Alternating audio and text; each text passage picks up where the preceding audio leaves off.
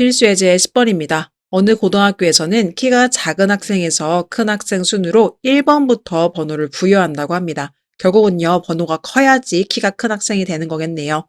각 학급 인원이 50명인 이 학교에 1반, 2반, 3반 학생들의 키의 평균과 표준 편차는 오른쪽 표와 같다라고 했습니다.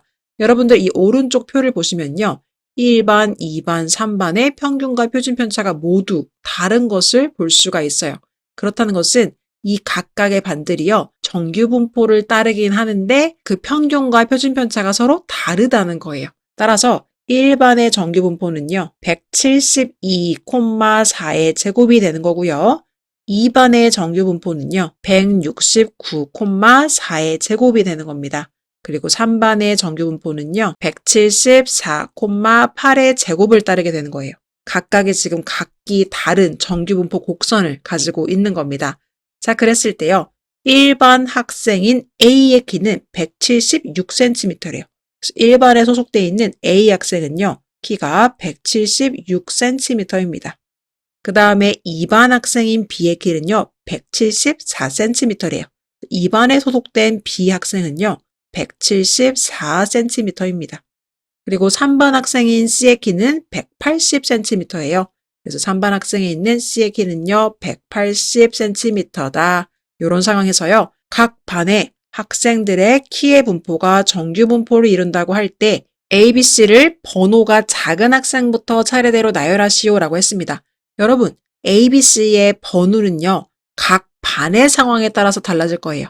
예를 들어 절대적인 키는요, 지금 이 2반에 있는 친구가 제일 작고 3반에 있는 친구가 제일 크지만 예를 들어서 3반에 키가 큰 친구들이 몰려있다면 이 친구의 번호가 이 B 친구보다 더 작을 수도 있는 거예요. 그러니까 각 반의 상황이 중요한 문제입니다. 번호를 비교하는 거기 때문이에요.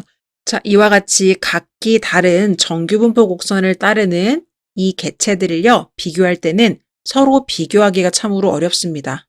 그럴 때 이것을 해결할 수 있는 방법이 바로 표준화입니다. 왜냐하면요, 표준화 시켜보면 표준 정규분포 곡선 0,1의 제곱을 따르는 형태로 모두 다 바뀌기 때문이에요.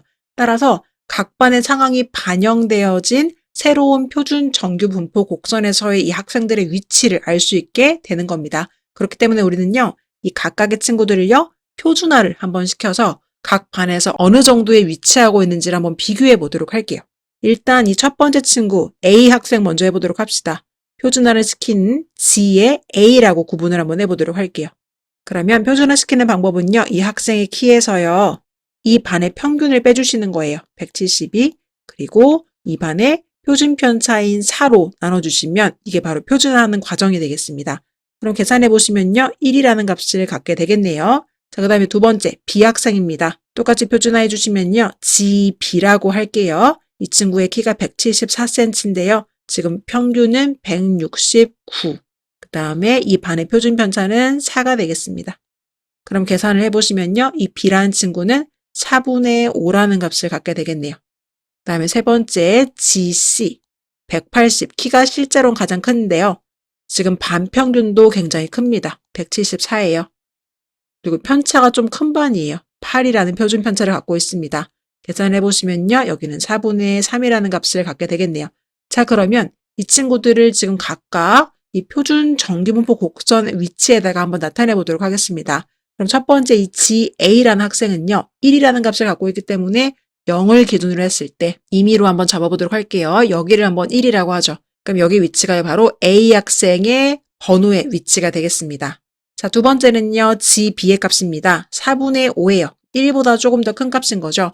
그럼 이 1 라인보다 조금 더 뒤쪽에 있는 거예요. 그래서 지금 B 학생은요. 1 라인보다 조금 더 뒤쪽에 있는 여기쯤에 위치하게 되겠습니다. 그래서 4분의 5 B 학생의 위치가 되겠습니다. 그 다음에 이 C 학생은요. 4분의 3이라는 값을 갖고 있습니다. 1보다 좀 작죠. 그럼 이 1 라인을 기준으로 했을 때 조금 더 앞쪽으로 와야 되는 거예요. 조금 더 앞쪽에 있는 이쯤에 4분의 3이라는 값이 있다고 표기를 해보고요. 이게 지금 C 학생의 위치라고 합시다.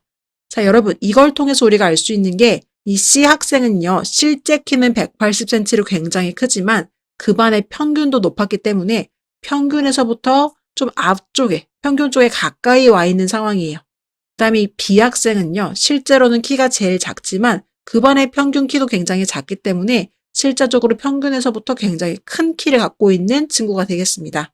그리고 A 학생은요, 이 둘의 가운데에 위치해 있는 학생이 되는 거겠죠. 따라서 가장 큰 번호를 갖고 있는 친구는 이 친구예요. 이 친구가 가장 큰 번호를 갖고 있을 거고요.